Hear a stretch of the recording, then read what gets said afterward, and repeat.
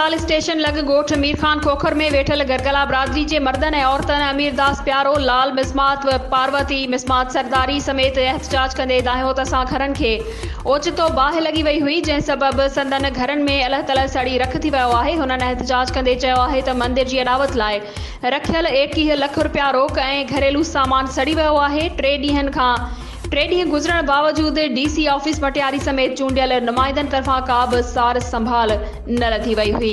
हुननि चयो त असां खुलियल आसमान हेठि वेठा आहियूं ऐं 3 ॾींहनि खां मानी लाइ परेशान थी विया आहियूं। लॻभॻि 20 लख रुपयनि जो घरेलू सामान सड़ी वियो आहे। हुननि वस वारनि खां मुतालबो कयो आहे त थियल नुक़सान जो अज़ालो कयो वञे।